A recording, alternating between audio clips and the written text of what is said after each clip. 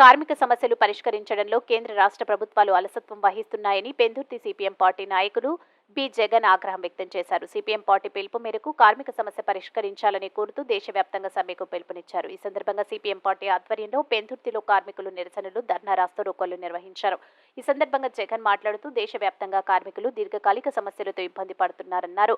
ఈ సమస్యలను కేంద్ర రాష్ట్ర ప్రభుత్వాలు తక్షణమే పరిష్కరించాలని డిమాండ్ చేశారు. ఈ సమ్మెలో సిపిఎం పార్టీ నాయకులు శంకర్రావు, అప్పలనాయుడు, లక్ష్మి, నిరుపేద ప్రజలు పాల్గొన్నారు.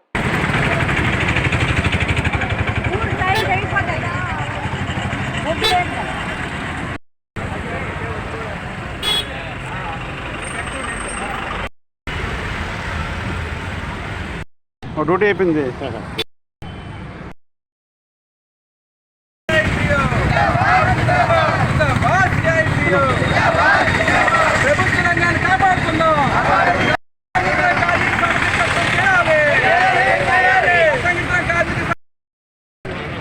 ఈరోజు దేశవ్యాప్తంగా 12 కార్మిక సంఘాలు, 500 పైన రైతు సంఘాలన్నీ కలిపి పారిశ్రామిక సమ్మె, గ్రామీణ బంద్కు పిలిపించాయి. ప్రధానంగా మోడీ గారు అధికారాలకు వచ్చిన తర్వాత వాళ్ళ ఇష్టారాజ్యంగా ఈరోజు మొత్తం భారతదేశాన్ని తాకట్టు పెడతా ఉన్నారు. ఆ రకంగానే ప్రభుత్వ రంగాన్ని అమ్మకాన్ని పెడుతున్నారు. చివరికి ఈరోజు నిత్యావసర ధరలు కూడా విపరీతంగా పెంచుతూ ఉన్నారు. పెట్రోలియం ధరలు, ఈ జిఎస్టీ పరిధి దేశం అంతా ఒకటే పండు అని చెప్పి ఈరోజు పెట్రోల్ ధరలు మాత్రం ఈరోజు జిఎస్టీ అమలు చేయకుండా 1 లీటర్ మీద ఈరోజు 50 రూపాయల నుంచి 60 రూపాయలు పన్ను వసూలు చేస్తూ ఉన్నారు. దాని కారణంగా ఈరోజు అన్ని నిత్యావసర ధరలు విపరీతంగా పెరిగాయి. కష్టపడి పనిచేసిన కార్మికుడికి ఈరోజు కనీస వేతనాలు ఇవ్వడానికి ఈరోజు వ్యవహారం చేయట్లేదు.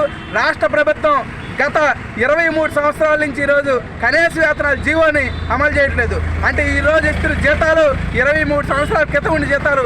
కార్మికులు, మోటార్ కార్మికులు, లేదా బైక్ మీద వెళ్ళే కార్మికులు ఎవరైనా, రోడ్డు మీద తిరిగే ఎవరికైనా సరే ఈరోజు యాక్సిడెంట్ జరిగితే డ్రైవర్దే బాధ్యత అని చెప్పేసి 10 సంవత్సరాల పాటు జైలు శిక్ష చేస్తామని చెప్పేసి ఈరోజు చట్టాలు తీసుకొస్తా ఉన్నారు. అంటే ఈరోజు డిగ్రీలు చదివి, పీజీలు చదివి ఎటువంటి ఉద్యోగం ప్రభుత్వం కల్పించక ఈరోజు స్వయం ఉపాధి మీద ఆ రకంగా పనిచేసిన వాళ్ళకి ఈరోజు భారాలు వేసి ఈరోజు ఆ పని కూడా లేకుండా చేసే పని ఈరోజు చట్టం తీసుకొచ్చింది మోడీ గారికి. మేము అడగదలుచుకున్నాం, మోడీ గారు మేము అందరూ ఎన్నుకుంటే నువ్వు పైన కూర్చున్నావు, చట్టాలు చేస్తా ఉన్నావు. అలాగే ఒక పక్కన రైతులకి గిట్టుబాటు ధర ఇవ్వకుండా వ్యవహారం చేస్తూ ఉన్నావు, కనీస వేతనాలు ఇవ్వట్లేదు. ఈరోజు పిఎఫ్తో కూడిన సంక్షేమ చట్టం చేయమని అడుగుతున్నాం. ఇవేవీ చేయకుండా, ధరలు తగ్గించకుండా ఉన్న ప్రభుత్వ రంగాన్ని నమ్మిస్తున్నా నిన్ను గ్యారెంటీగా నిన్ను కూడా ఇంటికి పంపిస్తాం.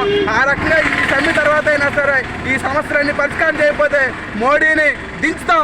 ఈ రాష్ట్రంలో కూడా మోడీకి సపోర్ట్గా పోటీ చేసే రాజకీయ పార్టీలు కూడా